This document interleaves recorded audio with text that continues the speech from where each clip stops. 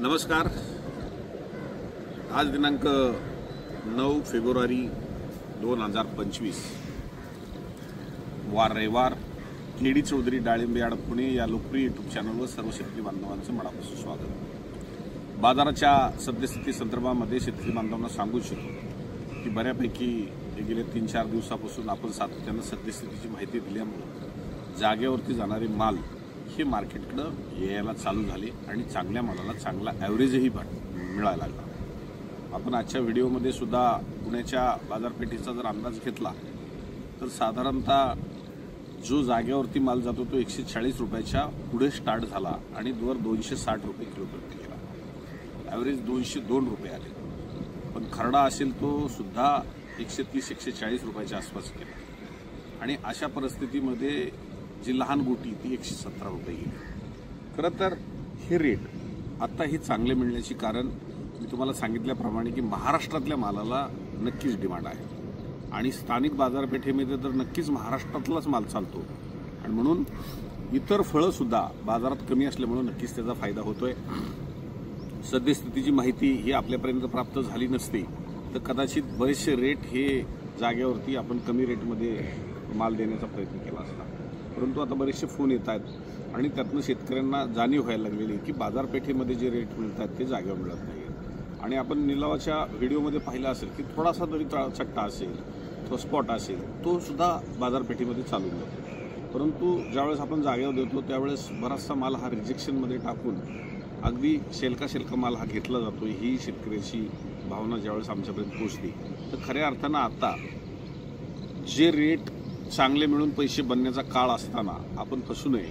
हेही आपण खरं तर पाहिलं पाहिजे आणि जर जागेवरती योग्य रेट मिळालाच तर मी म्हणत नाही मार्केटलाच पाठवा, जागेवरती दिला पाहिजे, परंतु त्या रेटने जर सौदे होत असतील तर खरं तर आज बाजारपेठेमध्ये पाहिलं तर कुठलीही फळं जादा नाही आहेत, द्राक्षेसुद्धा नाही आहेत आणि आंबा अजून चालू व्हायला वेळ आहे। त्या आंब्याचा इफेक्ट महाराष्ट्रातल्या कुठलाही आपल्या डाळिंबावरती होत नाही, कारण डाळिंबाचा खाणारा वर्ग हा वेगळाच आहे। मग ते कितीही महाग होऊ द्या ते डाळिंब खाणारा डाळिंबच खातो आणि इतर फळा जी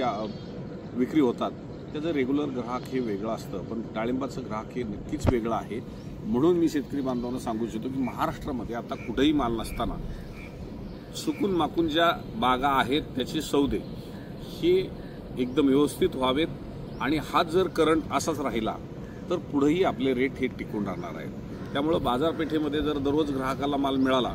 तर त्याचा खाणारा वर्ग सुद्धा टिकून राहतो। त्यामुळं मधल्या काळात 1 महिना 1.5 महिना एकदम स्टॉप झालेली मालं आता थोडी चालू झालेली आहेत आणि म्हणून आज केडी चौधरी डाळिंब यार्डमध्ये जी आज विक्री झाली ही गेले 4-6 दिवस मी सातत्यानं आपल्यासमोर मांडत असताना आपल्यालाही त्याचा फायदा व्हावा आणि बाजारपेठेमध्ये काय चाललंय ते अचूक अंदाज आपल्याला सद्यस्थितीच्या माध्यमातून मिळावा म्हणून मी हे सातत्यानं व्हिडिओ बनवत असताना बरेच शेतकऱ्यांचे फोन यायला लागले किंवा आपण व्हिडिओ पाहताय त्यातनं आपण संभ्रमावस्थेत असणारी मंडळी आता बाजारपेठेकडे वळायला लागली हे निश्चित झाले आणि म्हणून आता आम्ही राजस्थानकडे जास्त मधल्या काळात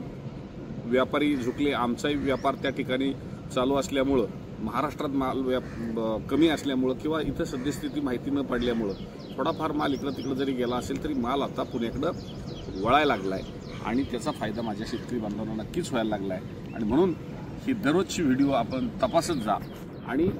जे माल टॉपचे आहेत त्याचा तर आपण व्हिडिओ दिलाच, पण जो मीडियम मालाचे सुद्धा निलाव चेक करा, कारण आज आपण निलावाच्या व्हिडिओमध्ये एक बदल केलेला आहे। तो मालावरतीच व्हिडिओ